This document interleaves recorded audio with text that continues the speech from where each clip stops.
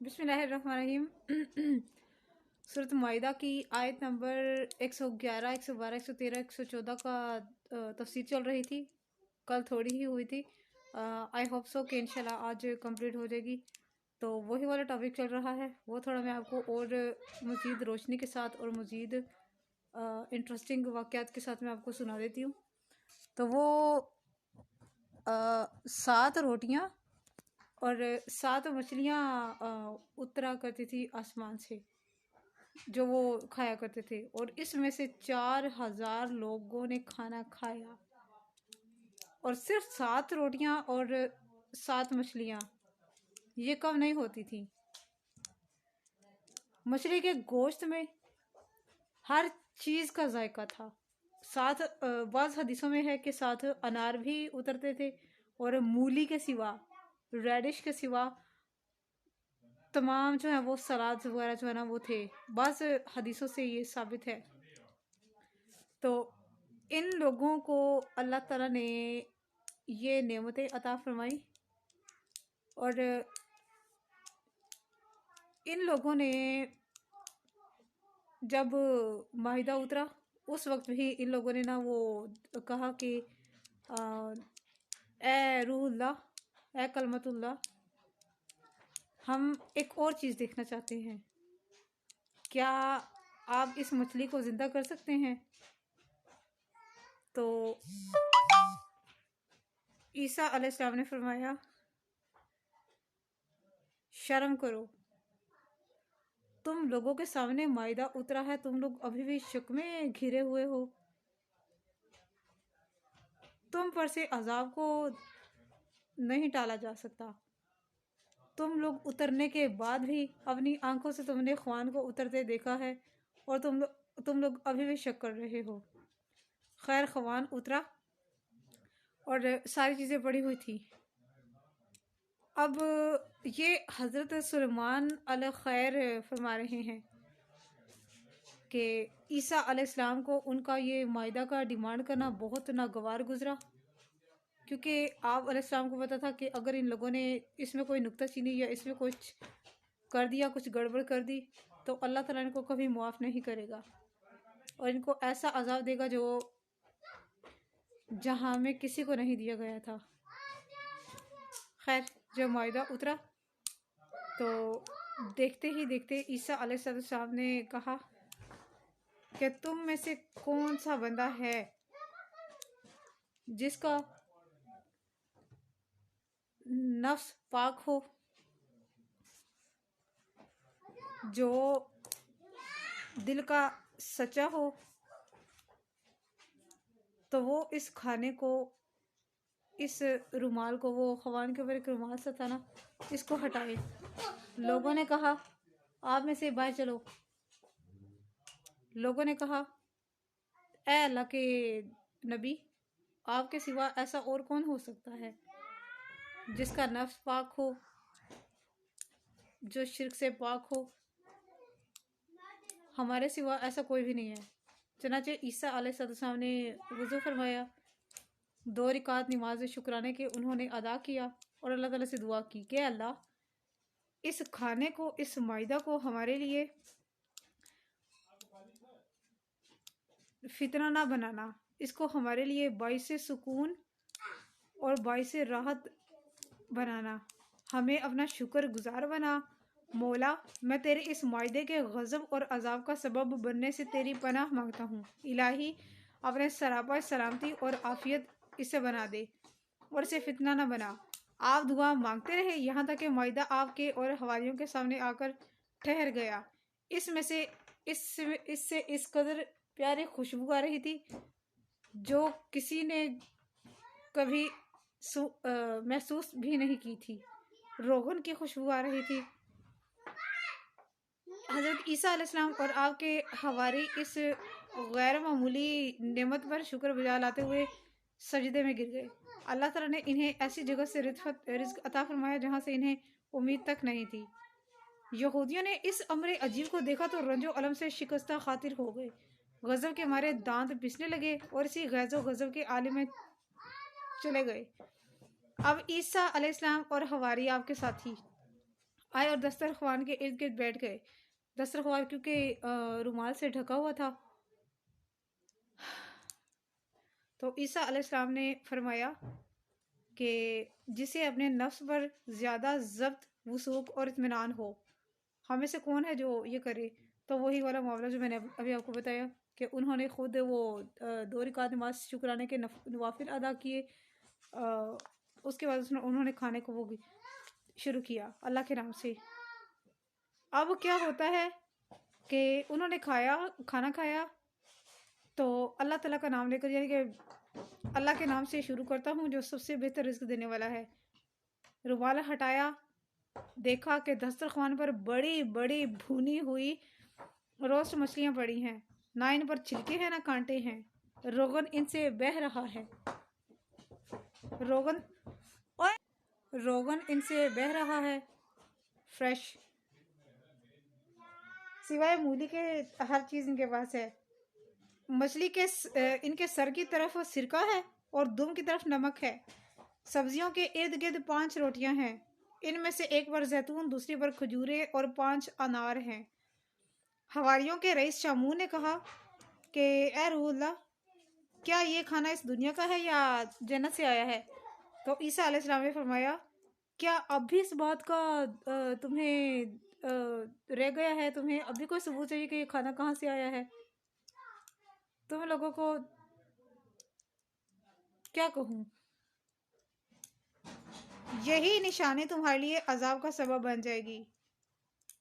اس قدر عجائب و معجزات دیکھ لینے کے بعد بھی تم عبرت حاصل نہیں کرو گے اور مسائل کی چھان بین اسی طرح لگے رہو گے، باز نہیں آؤ گے۔ شامون نے کہا، اے روح اللہ، اے صدیقہ مریم علیہ السلام کے بیٹے، میرا مقصد سوال کرنے کا یہ نہیں تھا۔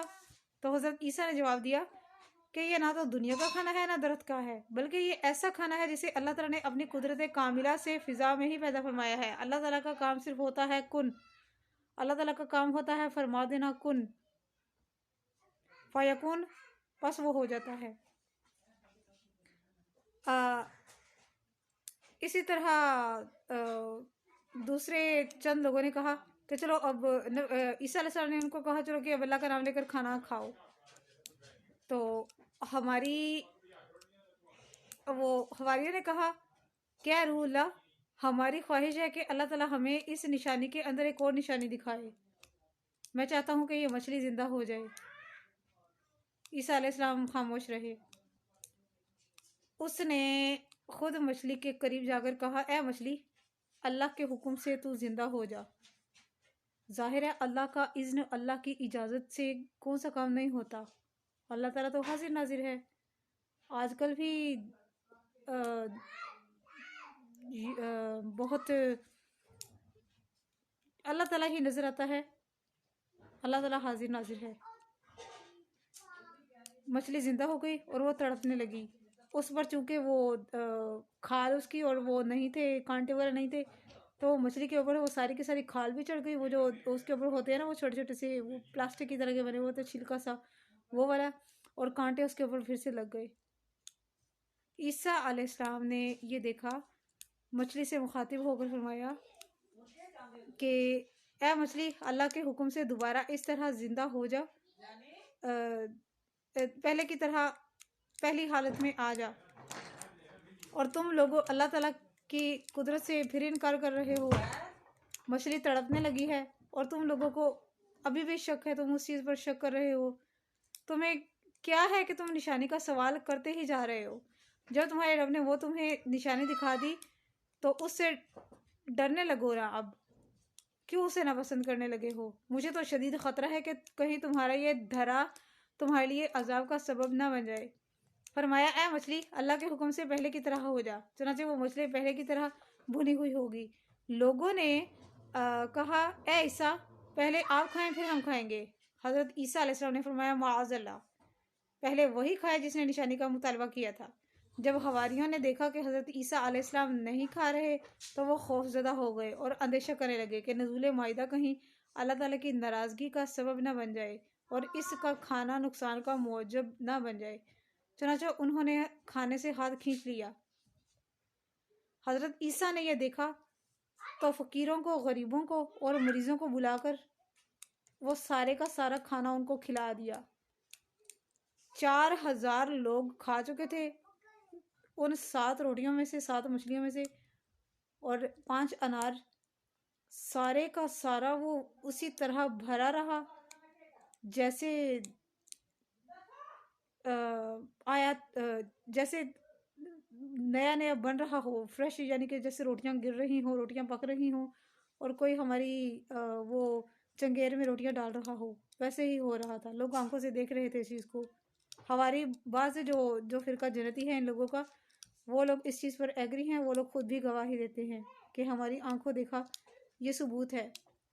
خیر، اس کے بعد جن لوگوں نے کھانا نہیں کھایا تھا، اب ان لوگوں کو یہ ڈر ہو گیا تھا کہ ہم نے آزمائش کی ہے اور ہم نے سوالات وغیرہ کیے ہیں، تو ایسا نہ ہو اس کے کھانے سے ہمیں نقصان ہو۔ اچھا، جو مریض وہاں سے کھانا کھا کر گئے، جو فقیر وہاں سے کھانا کھا کر گئے، وہ ان لوگوں نے، عیسیٰ علیہ السلام نے ان کو کہا تھا کہ اللہ کے نام سے شروع کرو اور الحمدللہ پر اختتام کرو، اللہ کا شکر ادا کرتے ہوئے اختتام کرو۔